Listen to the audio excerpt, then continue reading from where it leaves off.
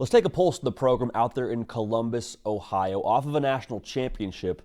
What's going on with the Buckeyes? We'll talk about it right now. If you're an Ohio State fan or you're a college football sicko, make sure you are locked in right here, baby. College football year-round. Want y'all a part of it. Appreciate you in advance for doing that. In addition to that, we also appreciate the good folks at Huel because they're bringing you the hard count today.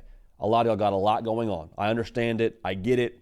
I hear you. We're jumping into the spring months. Got a lot of things on your plate. You don't always have time to sit down and put yourself together a 3-course meal. That's where Huel comes into play. Their Black Edition ready to drink is a fan favorite. It's a favorite of mine. You got 35 grams of protein. You got the vitamins and the minerals, everything you need to power through and get all that you need to get done throughout the course of your day. So good news for us.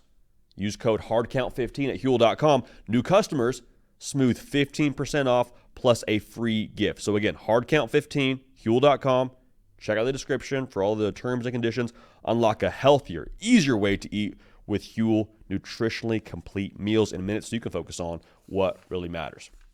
Now, what really matters for an Ohio State fan is the fact that you just won the darn national championship. That's got to feel good. It's got to feel good. So when you come off the mountaintop, what's the pulse for the Buckeyes? From where I'm standing, the pulse of the program in Columbus is thank you next. Right now, shout out Ariana Grande, but this is what I mean. This is kind of what you've expected at Ohio State. Quite frankly, you feel a little bit like you should have done this over the course of the last couple of seasons. But now that you got one, you celebrate it, you enjoy it, you make sure you buy the t-shirts and all those things to commemorate this whole deal. But now you're saying, okay, next national title. Well, the trick here is for Ohio State is you are 101st in returning production from a season ago. So how do you manage that? How do you go about trying to run it back?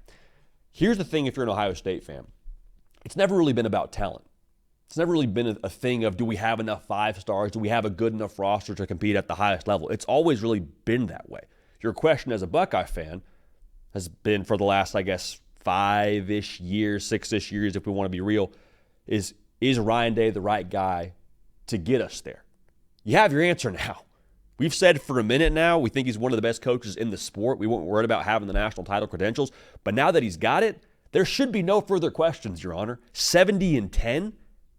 70-10? JD, but the roster was so good last year. Yeah, it absolutely was. He still put it together. They still had to go on a run after losing to Michigan in the college football playoff to go win the whole darn thing, right? They still had to go on a run when they got in the dance after losing the regular season finale. Ryan Day was a big part of why they were able to get that done. And so when we look to the future for 2025, the question that I have isn't about the talent, isn't about will Ohio State be good enough. It's still Ryan Day-centric, but it's not about his chops. My question is, can Ryan Day adjust? And then also, can he keep that national title tone still set internally for a lot of these new faces, both on the roster and on the staff? Because in addition to now being 101st in returning production in college football, you also have 2 new coordinators. You elevate Brian Hartline to be your play caller on offense, and you bring in Matt Patricia to be your defensive coordinator. So fair or unfair, that responsibility still falls on Ryan Day because he is that common denominator from where I'm standing for Ohio State to run it back in 2025. Now, the thing that I think is worth noting here, if you're speaking to Ryan Day and what he can be here as Ohio State tries to repeat, I do think that muscle memory to some extent here plays a factor for the Buckeyes because if you're Ryan Day, you now know what it looks like to coach a national championship team. You know what it feels like. You know how those practices are supposed to operate. You know what kind of leadership you have to have at the locker room level. So the fact that you've seen it before and know what it feels like, I think that, not that it's going to be easier to repeat. I think in some ways it'll be harder. But the fact that you, again, have done it before, that is maybe a little bit of a secret weapon for the Buckeyes here.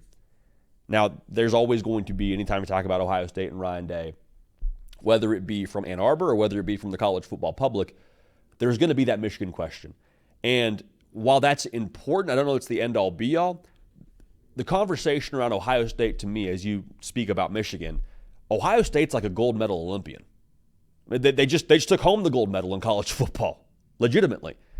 But they're a gold medal Olympian that currently has an infection. It's not going to put them out of the sport right now, but if they don't get that treated, it is going to continue to fester and ultimately be something that I think ends up being a conversation stopper for Ohio State because they're not going to be okay with continuing to lose to Michigan. Now, what's the timeline there? It's not for me to say.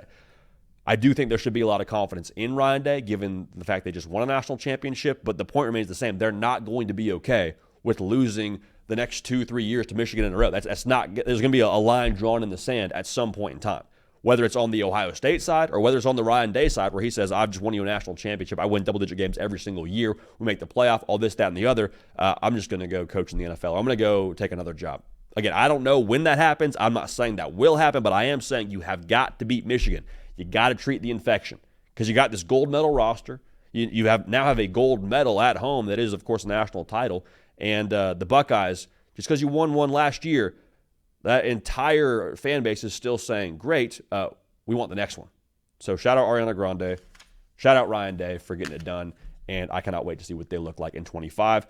Cannot wait to see what he does in terms of trying to get back to the mountaintop, elevating this roster, setting the tone, all those things, in addition to having some new pieces on the staff. So, Buckeye fans, let me know what you think about what this roster will look like here next season in Columbus. Cato on the ones and twos for myself, JD PicKell. We appreciate y'all. We love y'all. We will keep this party rolling, and we will see y'all next time.